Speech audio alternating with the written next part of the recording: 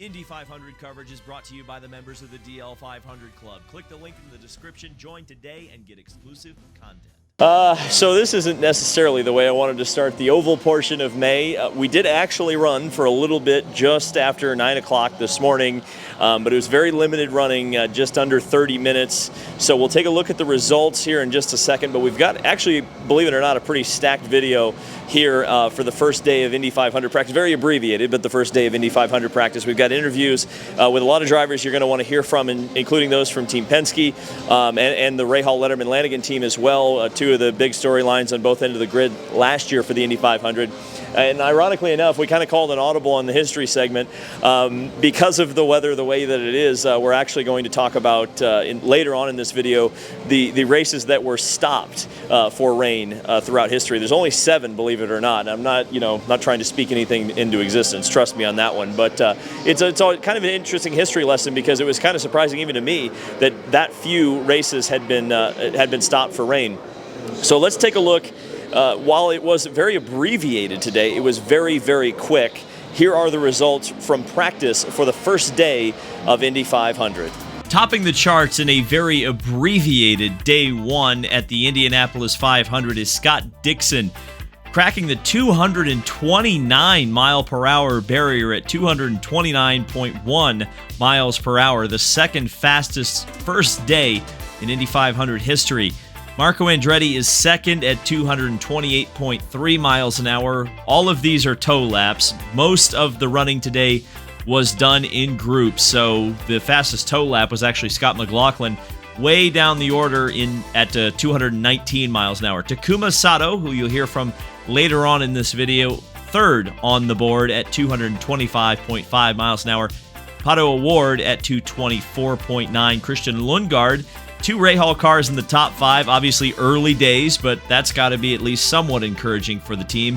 Elio Castroneves in the drive for 5 slots into P6 at 223.6 miles an hour. Colton Herta in 7th. The Meyershank and Andretti cars throughout the day were running all together, so it's pretty apparent that their speeds all came out relatively similar. Felix Rosenqvist at 222 miles an hour. Kyle Kirkwood just under 222 miles an hour at 221.9. Stingray Robb in a great opportunity with AJ Foyt Racing is another driver you'll hear from later on in this video, 221.8. Callum Ilott, who was officially confirmed yesterday for the Aero McLaren number 6 car, although most of us have known about that for a while, 221.7. Marcus Ericsson, the 2022 winner, also in the 221.7 range. Ryan Hunter-Reay for Brian Reinbold Racing, after a pretty tough April test, finally got out and did a little bit of running, at least representative of the rest of the field today. 221.7 for Hunter-Reay as well. Romain Grosjean at 221.0. Connor Daly for Brian Reinbold Racing, both of those cars similar in speeds at 221 or 228.8. Ed Carpenter just behind him at a similar speed. Tom Blomqvist as well, who's a rookie at the Indy 500, and we spoke to him earlier today. Scott McLaughlin as well. You'll hear from him later on in this video. 220.3, kind of on his own program this year. You know, it's kind of interesting. A lot of times the Penske cars stage a photo when they come across the line. They did not do that this year, and in particular, Scott McLaughlin didn't even bother to try to be one of the first cars on track. He is focused on improving his Indy 500 prowess. Alexander Rossi, the 2016 winner in 19th spot. Augustine Canapino in his second Indianapolis 500 attempt in 20th. Christian Rasmussen, another rookie, as well as Nolan Siegel, 2 rookies in 21st and 22nd. Santino Ferrucci's been one of the headlines coming into the Indianapolis 500 for a variety of reasons, and you'll hear from him later on in the video. Graham Rahal at 216 didn't get many laps. Most of the drivers you'll see throughout the rest of this page, as is apparent on our final page, really didn't set representative laps. They got very, very few laps, 1 or 2 hot laps before the rains came just after or just before the 30-minute mark in what was originally supposed to be 8 hours of practice today. Pietro Fittipaldi at 216, Rinus VeeKay at 214. Kyle Larson in his Indy 500 debut didn't crack the 150 mile an hour barrier, so all the front engine Roadster fans will be happy that Kyle Larson's throwing it back to the late 50s and early 60s. Joseph Newgarden and Will Power, that was the lap where they took the first official lap of the month, but obviously it was not a hot one. So yeah, this video, not much that I can really add to it, but certainly we talked to a lot of drivers today, particularly about how they're feeling coming into the month of May and racing here on the oval. The Team Penske traditional picture didn't really happen this time. You kind of did your own program, got out there right away and started running. What's the focus? It looks like you're super focused to get this thing right this year. Yeah, no, for sure. It's I've had 3 pretty bad 500s in my idea, so I've been months and months of preparation for this, and I feel really comfortable with the car. I mean, that was the best first run I've had in all the years I've been coming here, in 4 years. So, I'm really excited. But at the same time, conditions are going to change a lot during the month, and it's probably going to get a lot hotter. But great first run. It rained, but I think we got a really good package. You mentioned that the kind of incredible outlier about your IndyCar career thus far is that it seems like only in May, whether it's the GP or the Indy 500, you struggle. Yeah. Why is that? I don't know. I think it's just things happen. I mean, a couple of years ago, 22, we were leading, just put the wrong tyres on, and I was on slicks in the rain and spun out. So I think we're in pretty good shape there. I've always been okay at the GP. It just hasn't worked out. The race and 500, I just don't think we've been fast enough from a team perspective. Our qualifying has been great.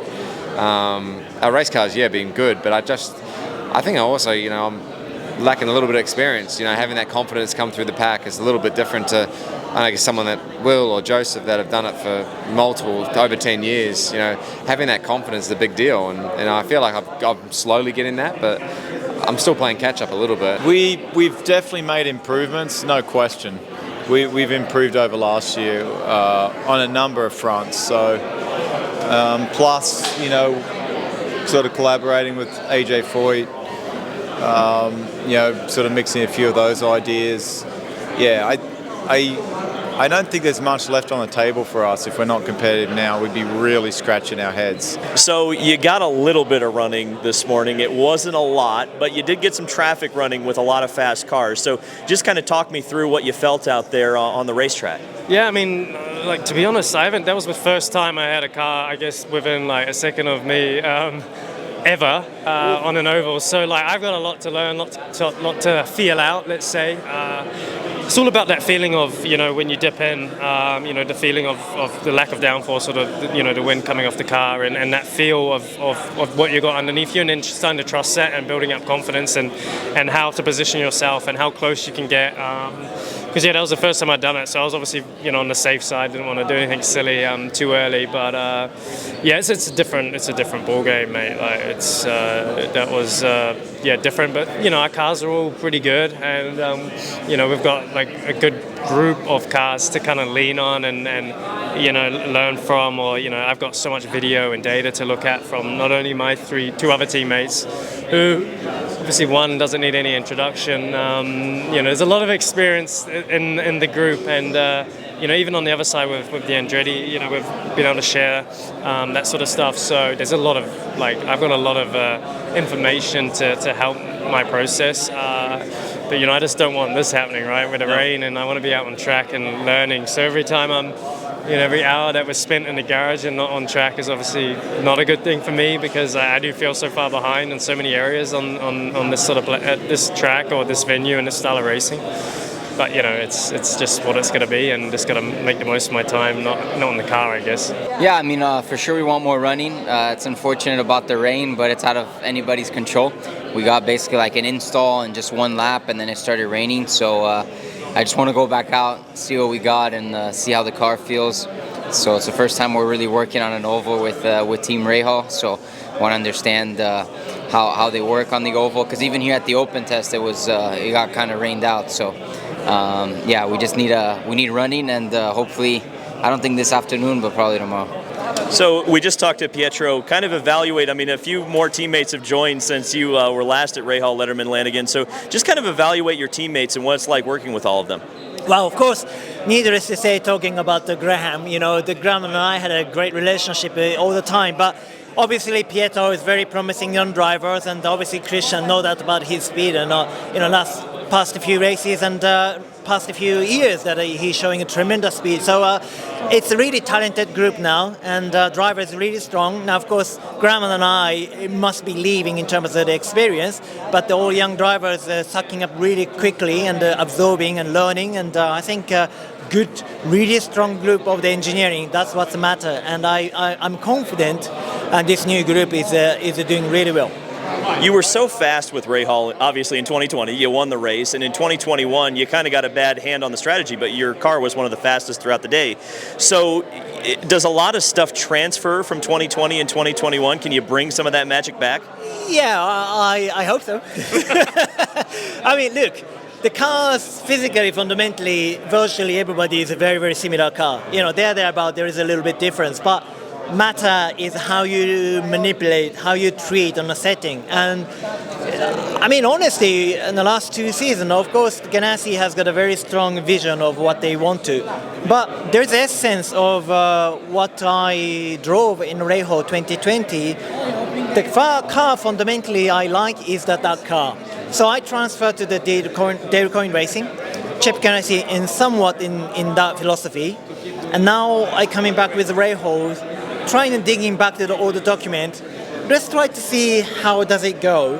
And then on top of that, obviously the aero configuration is different, being updated. So putting on top of it, and the last 2 years of experience, the feeling-wise, if I could match the speed that really need to. So that's kind of idea what we're trying to. So longer to make it short, this morning obviously it was a very different scenario in terms of the condition, but kind of qualifying sim felt like something familiar with something familiar with a very competitiveness. So I quite like it. No, it was good. I think at the open test we ran 8 laps. We had an issue on the car in the early morning, and we knew we were going to be threatened by rain. So I was pretty pissed after the open test because I knew that we needed the laps because we'd made so many changes and we wanted to verify it. Coming in here for the first day of practice, we also knew that we needed to get some running in, and we did.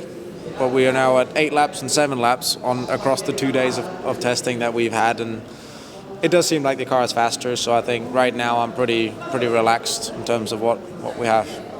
The storyline the last couple of years has been the struggle to get in the race. What has the past 365 days been like for you, thinking about that and trying to improve the team and get it to a point where that's not a storyline this year? A lot of sim days, trying to figure out how to go faster. And the team's done a really good job in terms of making improvements behind the scenes and rotating people and bringing people in specifically for this race, to focus on just making the speedway car faster. So far it's been a success. We looked more competitive than we did last year, and right now I think the balance of the car is great. It's you don't really want to go out in the first run of practice and be super trimmed, and the first thing me and Takuma said was we can easily trim the car. So we have a decent operating window at the moment. You just brought up Takuma Sato. You've got not only Takuma Sato joining you, but also former 500 winner Kenny Breck on the pit box as well. So talk about those two legends coming into the team and how helpful they've been to you so far.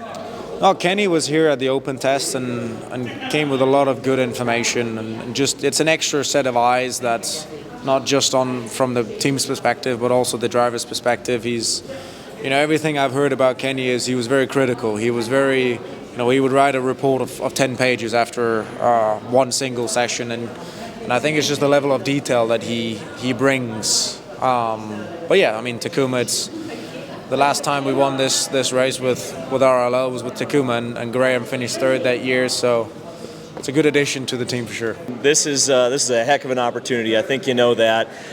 So what are your thoughts coming into this month with such an amazing car underneath you? I'm really excited. We only did like 4 or 5 laps today, but in those 5 laps, I was able to feel like, okay, this is a pretty good thing we got going here. So I'm sad it's raining. I think that we want the track time as much as possible. Not so much to work on the car, because we already know that's good, but to work on myself a little bit. Just do some race trim running, see what it's like. And, I think that we're going to be good in qualifying. And I think our approach to this weekend is going to be be optimistic about that, but focus on the race trim. I think that's going to be a big difference come race day here. You know you have such a good opportunity. Everybody's talking about you. Do you feel any pressure to perform? No, I mean, I'm just going to run it like every other race, dude. Do it like I did last year. Just enjoy the fact that we're here. We have a good car. This race is a big gamble. It's always a luck thing. And, I know as long as I'm clean and I'm there at the end of the race, I'll be in contention. So I'm going to hit you with a really technical question because I rewatched the race last year, and your car was set up pretty much differently than any other car that I saw. It looked like you had a ton of rear wing in it. What was kind of the theory behind that? Can you share a secret there? Oh, no, we just had a lot of front wing, too. We just had a lot of downforce. I mean, the car, yeah, we were tight, though. I mean, the idea, though, is to be tight at the start of the stint and then, neutral and semi-loose towards the end, which was a huge effect because most people would start off neutral and get real loose. And we always came alive about 15 to 18 laps into the stint, which is when everyone would start lifting on their own, and we just hold it wide open all the way to pits. So what's the key to going fast here? I mean, when did you kind of realize, last year especially, I've got a 235-mile-an-hour race car? No idea, man. I just keep my foot in it and turn left at this point. I mean, it just felt good. I mean, it's just one of those things where when you turn in and the car feels free and everything just moves correctly and it's predictable, and that's how you kind of know. Like past years in qualifying, I feel like I've always bogged it down a little bit, always scrubbed on the front or on the rears, and then last year, man, we just turned in and this thing was on knife's edge. It was awesome. You've been racing so hard this year. You said to NBC, I'm not here to make any friends. Obviously, Romain Grosjean. Reality TV guy right now. I do watch a lot. So I assume you're the CW's favorite right now, right? I have no idea how that works, man. I mean, I'm out here doing my thing. I've been myself for the last couple of years. Like I said, I treat everybody the same the way I want to be treated. And, sometimes people don't like that, but, you also can't help the fact that the way that other people think. So he thinks I started it, and I think I finished it. And so like I mentioned earlier in the video, obviously a wet, rainy day here at the Indianapolis Motor Speedway, and thankfully race day has been free of those for quite a few years. In fact, 2007 was the last time a race was rained out at the end. But there's been a few more examples of that throughout history, and let's talk about those. In 107 runnings, the Indianapolis 500 has only been shortened 7 times by rain, the first being in 1926, which was stopped twice. The final stoppage coming on lap 160, ending the race at exactly 400 miles and awarding the win to boy wonder Frank Lockhart from Dayton, Ohio. The rain gifted Lockhart the honor of becoming the youngest rookie to win the 500, and that's a record that Lockhart held for over a quarter of a century, which is just about the same amount of time it took for the next rain-shortened 500 in 1950. Notable in history as the first Indy 500 to pay World Championship points, though no Formula One teams took part. Johnny Parsons was awarded the victory when the race was stopped on lap 138. The 70s were a time of terrible weather luck for the 500, with rain shortening the race in 1973, 1975, and 1976. The tragic 1973 event was mercifully called short by rain on lap 133, a race that was held over 3 days and was marred by the tragic deaths of Swede Savage and Armando Terran. In a cruel twist of fate, it was Savage and Terran's teammate, Gordon Johncock, who was leading when the race was put out of its misery. 2 years later, the rain struck again. Bobby Unser led Johnny Rutherford to victory in monsoon conditions, which caused chaos and ended the race on lap 174. Rutherford would only have to wait a year to score his own soggy 500 win, winning the shortest 500 in history, called just after the halfway point on lap 102. Mercifully, this has been the only repeat rainout in 500 history, and 28 years would pass before a 500 wouldn't go 500 miles. In 2004, however, the luck ran out, and it ran out in a big way. After 2 stoppages for rain, Buddy Rice weathered a late race charge from Tony Kanaan to win his first and only Indy 500, 20 laps before the scheduled end of the race. The victory celebrations took place indoors for the first time ever, as an F2 tornado touched down only 6 miles away from the speedway. 2007 was the last time we've seen significant rain interruption in the Indy 500, which saw the red flag displayed for over 3 hours on lap 112, which appeared to award the win to Tony Kanaan, but the track was dried and the race restarted just just after 6 p.m. local time. With the skies darkening, the intensity level rose, leading to crash after crash. The final restart on lap 163 saw a dramatic accident involving Dan Weldon and Marco Andretti, which saw Marco tumbling upside down on the backstretch. Under the yellow, the rains returned, and the race was finally stopped for good after 415 miles, with Scotsman Dario Franchitti capturing his first of 3 Indy 500 wins, and much like Rice in 2004, celebrated his victory from the F1 garages adjacent to Victory Circle. And so, like you heard from a few drivers today and kind of in my conversations with them, not necessarily a representative day for the rest of the month. I think we're expecting, certainly I think this would be good. It's good for speed to have cool conditions. It's good for racing to have cool conditions. But typically in recent years, we haven't seen cool, overcast conditions be really the norm. It's been hot, it's been muggy, it's been slick racetrack. So while it's great to see cars out on the oval track, I don't think we can read too much into the speeds that we saw today and the drivers who were up front today. Well, except for maybe Scott Dixon. I believe 229, regardless of the conditions here at the Speedway on day one. So thank you guys so much for watching. Unfortunately, kind of a short, abbreviated day, but I thank you for watching anyway. Hopefully, much better conditions tomorrow and much more running tomorrow. We'll see you then.